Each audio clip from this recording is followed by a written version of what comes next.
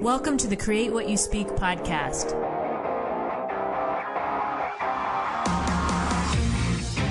Join me as we have a real-life discussion on how to change your life by changing your thoughts.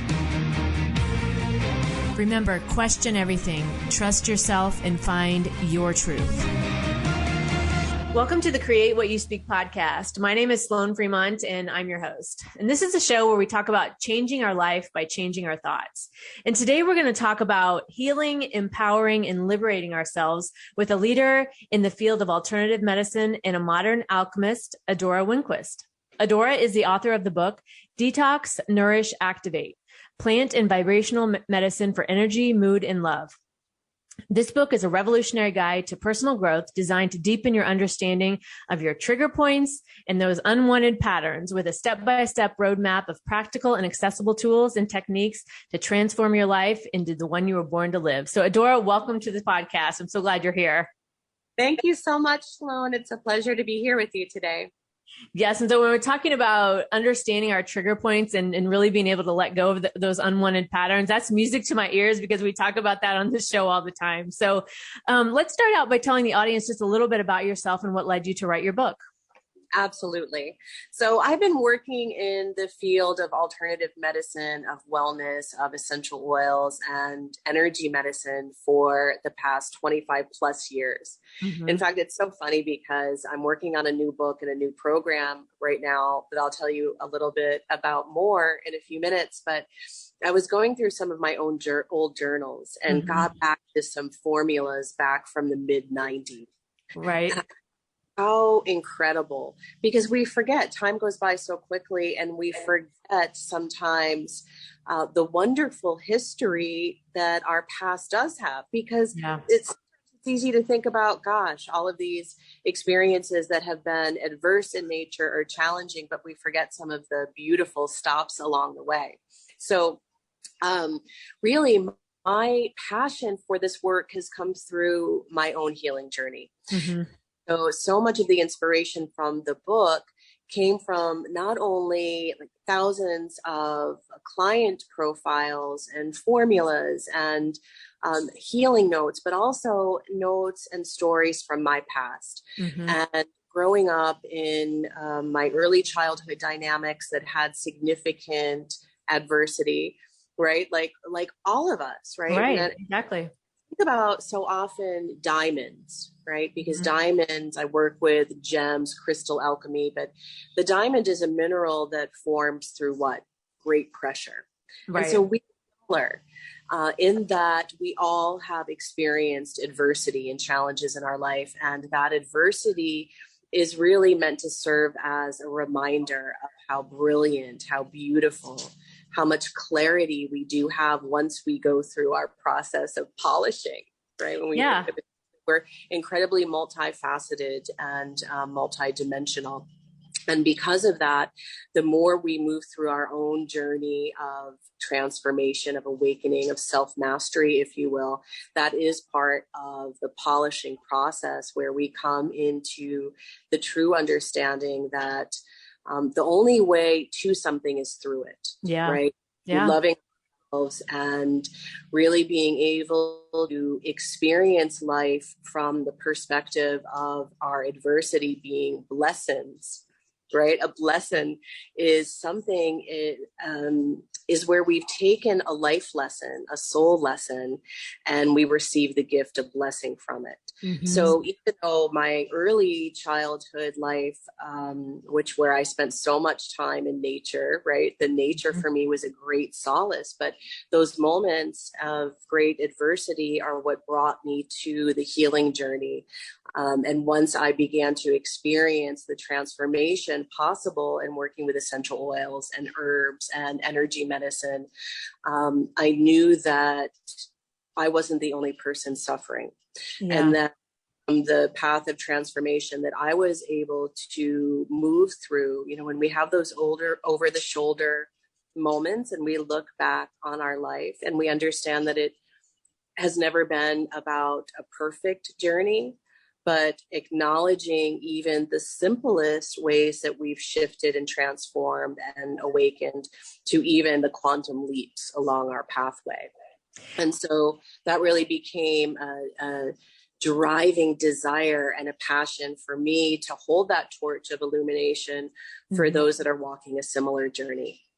Yeah. And that's all of us, right? Especially everybody listening to this show, because everything you're saying is, right in line with what we talk about. And it reminds me of this, my brother this past weekend, they had been camping and he sent me this picture, and it was of this little caterpillar, and the caterpillar had these eyes on the top of its head. They were, quote, eyes. They weren't actually eyes. It was just in the design of the body. And I was thinking about that, about how that caterpillar has morphed and changed over generations in order to survive. Right. And we go through that same journey, right? As you're talking about with these adversities or these life lessons, these things that come up, we go through this morphing and changing within ourselves to survive, to be, maybe sometimes it's because there's not another choice. Sometimes it's because we've made the choice to do this, but this journey of going through these things, I know for myself early on felt like, why am I going through this? I guess maybe from a younger age, I felt like I was supposed to have a, quote, perfect journey. But when you look through, when you, like you're saying, the over the shoulder and looking back, there's no such thing as a perfect journey. And every journey is individualized for each person. And if you're taking what your lessons are, what you've been given in life, and you're able to turn those around and really love yourself enough to go on that journey, I guess. I think that's one of the keys. Absolutely. I love the way that you frame that, because in some degree, we all start out at that base level of the pyramid of what I like to call the survive to thrive triad, right? Based off hierarchy. And so in some respect, we have some imprint, seed, if you will, deep within our soul that we've come into this life to awaken, to heal, to transform, to evolve, and to understand more about ourselves and our relationship to the world around us. And ultimately, how powerful we are as creators to be able to transform the patterning and the emotions, the thought processes, the belief systems that keep us in a pattern of survival mode. And then as we rise to living a life of thriving, in the process of rising, we get to see all of the different vantage points of the continuum of the human experience. And what does that do? That builds the muscle of compassion. Yeah. And understanding that we're all on a similar journey. Our journeys are unique, right? Because what we've come into this life to learn and experience and grow is unique, but we are all bonded together. Yeah. And so think about that too. Like so much of my work has a focus of transforming at the DNA level, because if we think about lineage level healing and we think about our DNA, our genetic code that contains all of the experiences that we've ever had in this life, from the moment of conception, physically, mentally, emotionally, and spiritually. If that isn't enough of a miracle, our DNA also contains the imprint from our mothers and our fathers and their experiences in life, and their mothers and their fathers, and so on, right? So when we think about the miracle of this particular life that we have, one life to live, that we can harness the power, the vitality, our vital life force, the power of our positive intention to be able to go back and heal and clear and transmute those patterns that have been carried generationally. And we all have them, right? We all have those belief systems, whether, like for me, growing up in an Irish Catholic family home, like working hard was the only way. But working hard for even just to barely get by. Right. You don't work hard, then you can't really justify your existence or your worth. Right. So these belief systems and also coming up in a family environment where there was much more of an emphasis on the masculine and many distortions around the feminine. So I learned how to really ally with my father and his belief systems, which in a way pushed away not only my relationship with my mother, but my own feminine. So into my healing process and looking at endometriosis and how that arises, how that condition of our feminine reproductive area is so deeply linked with our connection with our feminine, our divine feminine, archetypal nature within. So these aspects that we come into this life to be able to transform, when we're really committed to the profundity of the work, enables us to transform not just this life, but generations past as well as the future.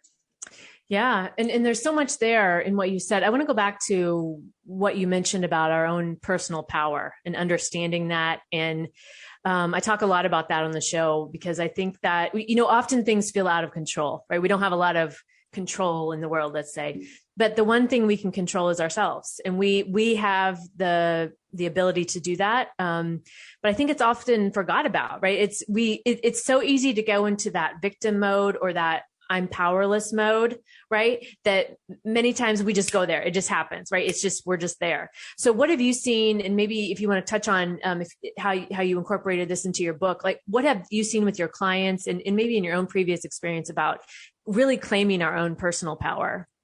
I love this. I was just having this conversation yesterday with one of my team members, because it's like, how can we truly sculpt our highest ultimate reality when there is so much chaos around us, and that chaos is vying for our attention, whether it's through social media, whether it's what we see from, like we could go into the rabbit hole of this in so many different ways. But chaos is what it is, and it's always a detraction, and it's always a distraction. So how learn to sculpt our own reality from a positive perspective with this chaos around us, and then at another level when the chaos is directed specifically to us, right? Again, we think about those diamonds and the pressure. And so this is where some of my techniques around co-creation and how invitational life is, and how we can get into this program that I'm working on, which is called the Adora Frequency, and the Adora Frequency alignment, which is where we are able to align with the highest vibrational energy available to us, to ground it into the earth, but then to come back into the heart center. And it's called the Adora Frequency, but it's really not about me, Adora, the individual. It's about the consciousness of Adora, which, if you look at the Latin meaning of the name Adora, and even Spanish and Italian, it means adoration, and it means honoring. It actually means the beloved one. So the Adora Frequency is all about coming back into a deep remembrance of how to honor and adore ourselves as the beloved, that which we seek outside of ourselves, right? Always through millennia. But how in coming back into this place and being able to let go of the past heartache and heartbreak, that our heart becomes our true north, the source of creation, our commanding presence, and our true GPS. Right. And so how we can align our frequencies each and every day, so that we know that we are seeding the highest, we're paving the highest experience of life in each and every day. So there are some techniques that are very simple and accessible in this regard. And I think that's really important for your viewers and your listeners, because we book out so much of our time, right? So, like, how do I make those micro pivots to shift my energy? Because once I shift my energy, my vibrational point of attraction, then that shifts my emotion, which shifts my thoughts. And then conversely, right, we think the same thing. Once I shift my emotion, I'm able to shift my energy and my point of attraction. So this is a paramount aspect of our personality, our reality, and how we cultivate every experience in our day. So one of the most practical ways that I like to say is very early in the morning when you wake up, right? As your brain is moving through like the theta and the delta and the alpha and the beta brain waves, beta being where mentally alert. We're ready to go out and start our day, versus those